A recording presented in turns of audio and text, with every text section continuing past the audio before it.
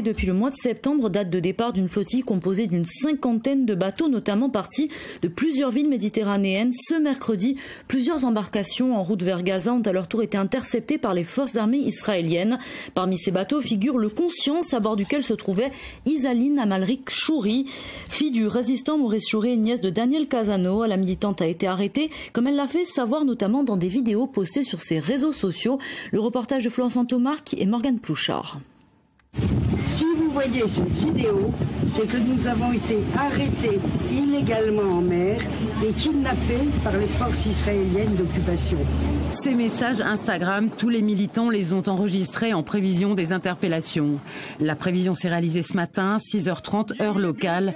Le navire Le Conscience, membre des flottilles pacifiques qui veulent briser le blocus de Gaza, est arraisonné par l'armée israélienne.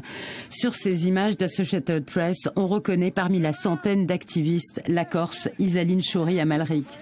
Âgée de 82 ans, la nièce de Daniel Casano avait rejoint le bateau le 30 septembre dernier à Otrante, au petit port des Pouilles. Ce bateau, le Conscience, ça nous évoque la conscience que tout le monde devrait avoir sur la situation actuelle qui est brûlante et que je n'arrive plus à supporter. Tout mon passé politique, d'abord ma famille de résistants, les valeurs qu'on m'a inculquées dès l'enfance et tout mon passé de militante font que je ne pouvais qu'être sur ce bateau. Même si j'ai peur, je surmonte ma peur et je suis déterminée.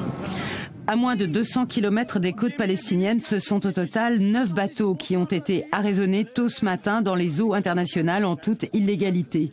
150 activistes auraient été arrêtés, mais même leurs avocats n'ont pas d'informations sur leur état dans une procédure qu'ils jugent totalement opaque. Nous n'en savons absolument rien. Alors la seule chose qu'on peut éventuellement anticiper, envisager, c'est que le traitement du Conscience soit le même que celui qui a été réservé au précédent bateau, c'est-à-dire une déviation, une interception illégale dans les eaux internationales vers le port d'Ashdod.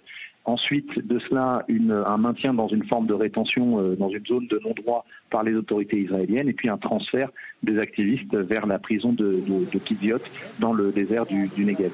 La semaine dernière, 450 autres militants de la flottille, inédite par le nombre d'embarcations engagées, ont connu exactement ce sort. Une grande partie d'entre eux a fini par être expulsée vers la Grèce ou la Jordanie.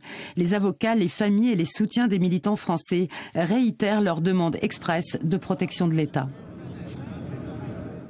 Et suite à l'arraisonnement de ce bateau par les forces armées israéliennes, où se trouvait donc Isaline Chouri Amalrik, un rassemblement de soutien est, vous le voyez, organisé en ce moment même à Ajaccio, un rassemblement organisé par le collectif Corse pour une paix juste et durable au Moyen-Orient, qui regroupe, vous le savez, une quinzaine d'associations. Ce rassemblement, qui est toujours en cours, devrait se poursuivre un peu tard dans la soirée.